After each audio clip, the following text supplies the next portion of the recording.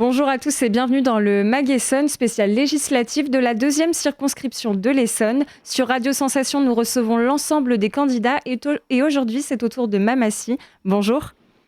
Bonjour. Vous avez 35 ans, vous êtes éducatrice spécialisée, engagée aussi dans le milieu associatif et politique. Vous êtes également conseillère régionale d'Île-de-France, sans étiquette au sein de la majorité de Valérie Pécresse, mais aussi ancienne vice-présidente de l'agglomération de l'Étampois Sud-Essonne et ancienne maire adjointe à la mairie d'Étampes. Vous vous présentez en tant que candidate indépendante libre de tout parti.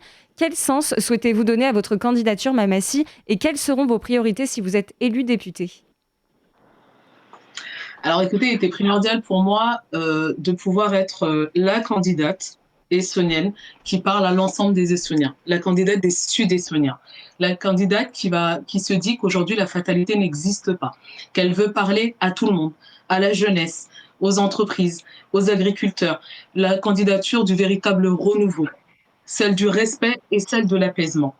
Je suis très fière d'avoir comme binôme Gérard Assé, qui est le maire d'une petite commune rurale de notre territoire, ancien pompier à la retraite, avec qui on a longuement travaillé sur cette candidature et sur ce que nous voulions aujourd'hui proposer aux Essonniens.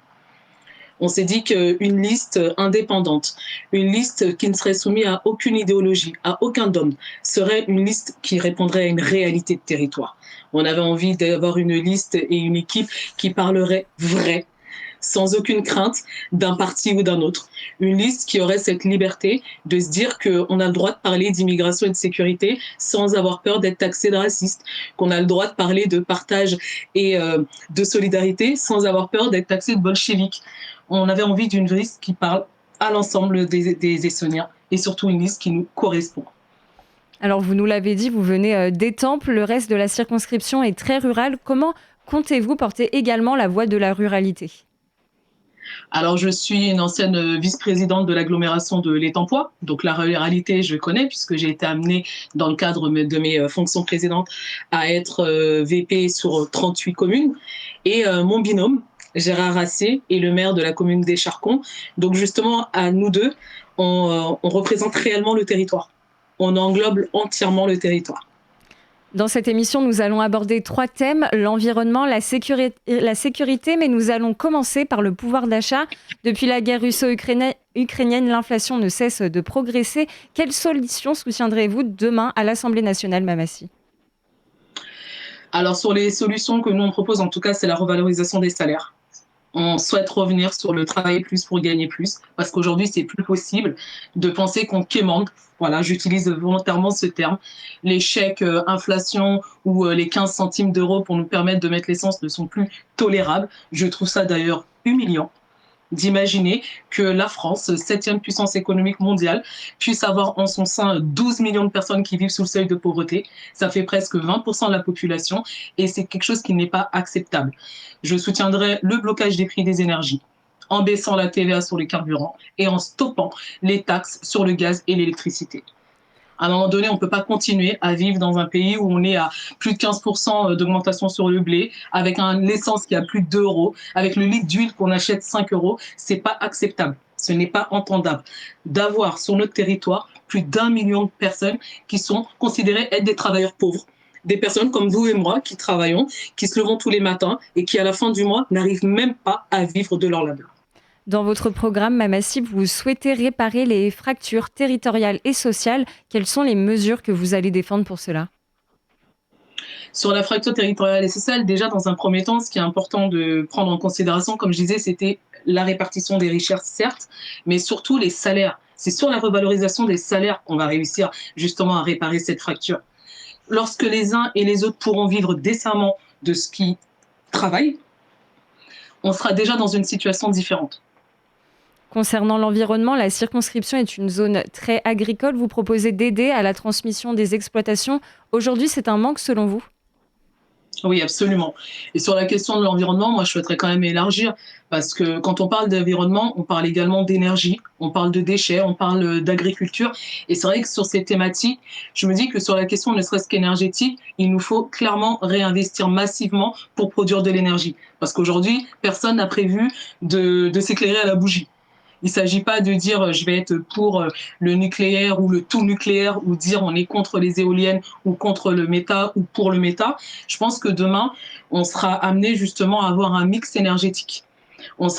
L'éolien, il ne remplacera jamais le nucléaire. Et même si le nucléaire aujourd'hui, c'est l'énergie la plus décarbonée, on sait qu'il y a quand même des risques. C'est quand même une énergie aujourd'hui dite dangereuse, en tout cas pour certains, et qu'on est sur un parc vieillissant.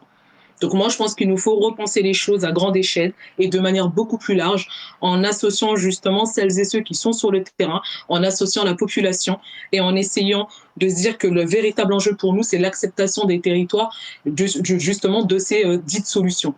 Sur la question des déchets, moi, je pense que de toute manière, les choses elles sont plutôt claires. Moins on produira et moins on aura de difficultés à détruire.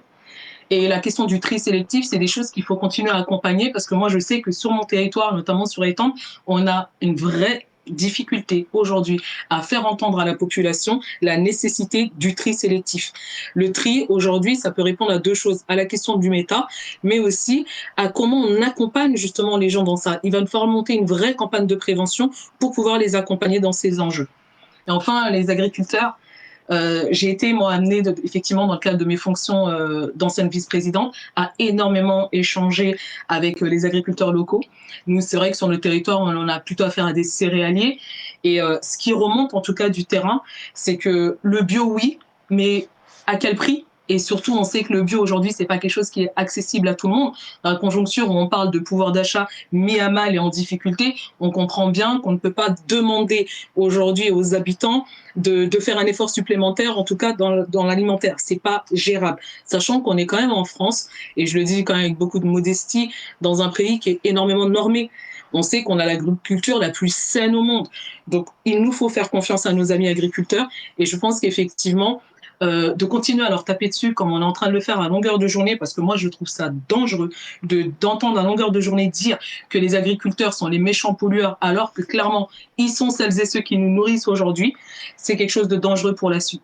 Encore plus quand on sait qu'on est à l'aube d'une famine mondiale et qu'avec la PAC, on se retrouve avec des agriculteurs à qui on demande de moins produire, mais avec une réalité de territoire où on sait qu'on va avoir des besoins, qu'ils soient au niveau local ou au niveau mondial.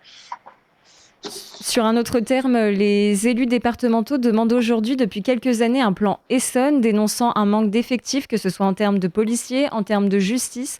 La circonscription a-t-elle besoin de renforts policiers selon vous, Mamassi ? Écoutez, moi je suis étampoise. Donc la seule commune aujourd'hui sur le territoire où il y a des quartiers, par exemple, politiques de la ville, c'est Étampes, avec Guinette et la Croix-de-Verneuil. Donc oui, moi je pense que de toute manière, l'Essonne étant le département le moins loti en tout, que ce soit en termes d'éducation, de justice, de sécurité ou autre. Bien sûr qu'il faut du renfort policier, mais moi je pense surtout qu'il faut resituer les choses. On est sur le territoire de l'Étampois, avec une attente d'un nouveau commissariat depuis 2008. Moi, je ne serai pas la candidate de la continuité. Je serai clairement la candidate de la rupture. Celle qui dira à notre ministre de l'Intérieur que ça suffit.